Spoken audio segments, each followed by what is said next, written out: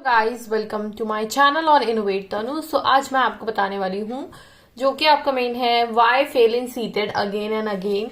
जो लोग सीटेड में बार बार फेल हो रहे हैं वो ऐसा क्यों हो रहा है, भले ही उन्होंने काफी ज्यादा प्रिपरेशन की हो। तो एक तरीके से देखा जाए तो इतना भी टफ एग्जाम ये नहीं होता है, बट अब भी ये एग्जाम जो है वो थोड़ा टफ हो चुका है। ऐसा भी नहीं है कि बहुत इजी एग्जाम रहता है, तो ये एग्जाम भी आपका टफ हो चुका है अगर आप अच्छे से पढ़ के नहीं जा रहे हो। तो सबसे इम्पॉर्टेंट चीज है, अगर डायरेक्टली आपने कहीं पे वीडियो में सुना हुआ है कि PYQ लगा लो पास हो जाओगे, सो ऐसा नहीं है कि PYQ लगा लो पास हो जाओगे। अगर उसी कॉन्सेप्ट से आपको दूसरा क्वेश्चन आ जाता है, क्योंकि CDP के क्वेश्चन आप चाइल्ड डेवलपमेंट पेडागोजी आपकी पूछी जाती है, इससे जितने भी क्वेश्चन देखो लगभग इसका जो पैटर्न है वो चेंज होके आता है। जैसे सीधे सीधे क्वेश्चन, जैसे इस एग्जाम में इस तरीके से क्वेश्चन आए हैं, तो दूसरे एग्जाम में इसी टॉपिक से क्वेश्चन तो आएंगे पर थोड़ा सा घुमा के आ जाएंगे, तो चीजें ये हो जाती हैं। तो फर्स्टली अगर आपको करना रहे तो आप क्या करोगे, आपको अपना कॉन्सेप्ट क्लियर करना है। तो कॉन्सेप्ट क्लियर करने के लिए आपको पढ़ना पड़ेगा, है ना, सारे के सारे टॉपिक्स पढ़ने पड़ेंगे, ना कि आप डायरेक्टली PYQs पे जाओगे।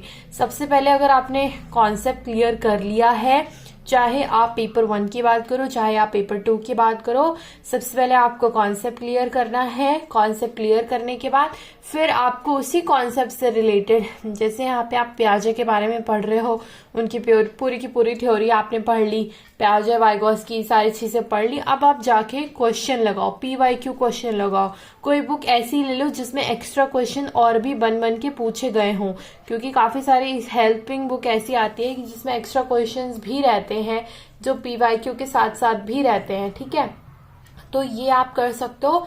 तो पहली चीज है कि आपको कॉन्सेप्ट क्लियर होना चाहिए, कॉन्सेप्ट, ठीक है, और चीजें आपको याद होनी चाहिए। फॉर एग्जाम्पल, कभी कभी हमारे इंटेलिजेंस से क्वेश्चन आ रहा है या सन से क्वेश्चन आ गया, कोई सन पूछ लिया कि ये कब थ्योरी वाली दी थी, इसमें क्या बोला गया है, किसने बोला था, ये सारी चीजें मतलब मैं बता रही हूँ। तो कॉन्सेप्ट क्लियर रहना है, और कुछ चीजें आपको यहाँ पे लर्न भी करनी है, याद करते हुए भी चलना है। ऐसा नहीं है कि आप बार बार इसको भूल जा रहे हो। ठीक है, एंड नेक्स्ट है आपका मैथ्स एंड साइंस वालों की अगर मैं बात करूँ, तो मैथ्स में PYQ तो करना ही करना है, बट सबसे पहले यहाँ पे भी आपको कॉन्सेप्ट क्लियर करना है। कॉन्सेप्ट क्लियर करने के साथ साथ आपको प्रैक्टिस करनी है क्वेश्चंस की। अगर आप क्वेश्चंस की प्रैक्टिस नहीं करेंगे तो फिर आपके लिए सही नहीं रहेगा, आप नहीं कर पाओगे एग्जाम में। Next this is about the maths, जो कि पूरा का पूरा बेस्ड होता है प्रैक्टिस पे। Next is science. Next science आपको कैसे करना है, साइंस पूरी की पूरी आपको NCERT याद कर लेनी है। NCERT कर लोगे बस, फिर इसके बाद PYQ पे चले जाना है, और कुछ भी एक्स्ट्रा कुछ नहीं करना है। इन दोनों को करके बस आपका पूरा खत्म।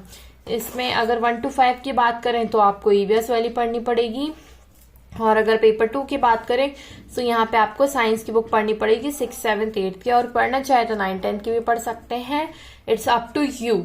ठीक है, इसके बाद इसी पे बेस्ड आपकी CDP रहेगी, जो कि इसके मेथोडोलॉजीज पूछेंगे।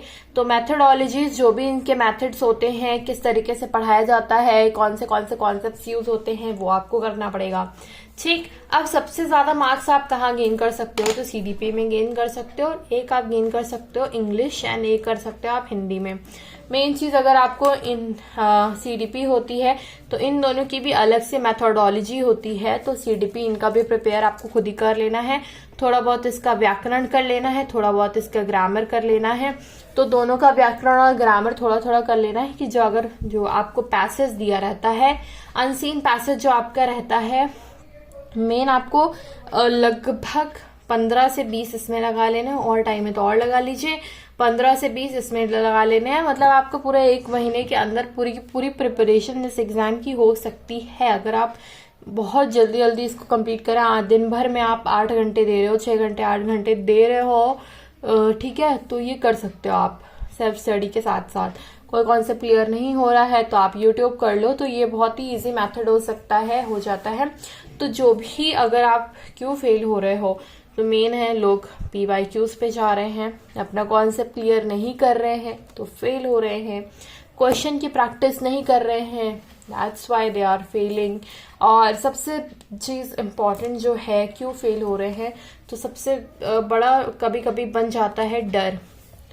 कभी आप एग्जाम में बैठ रहे हो तो हाँ ये सोच के बैठना है कि हाँ पास होना है, बट डर बना के बैठोगे तो आप CDP के क्वेश्चन ही गलत कर डालोगे, है ना। तो ये सारी चीजें नहीं करनी है। आगे से ये सारी अपना डर वगैरह सब कुछ खत्म करके बच्चों के बारे में सोचते हुए आपको क्वेश्चन को अटेम्प्ट करना है, ना कि अपने बारे में सोचते हुए। तो first of all one thing is most important thing, जो भी आंसर आपको देना है वो चाइल्ड सेंट्रिक देना पड़ेगा, ना कि टीचर सेंट्रिक। तो यही इंपॉर्टेंट चीज है आपके इस एग्जाम में, और ये एग्जाम आपसे यही मांगता है। तो बस इतना आपको इस एग्जाम में करना है, that's it. And thank you so much. अगर आपको मेरी वीडियो अच्छी लगी, don't forget to subscribe. Bye bye.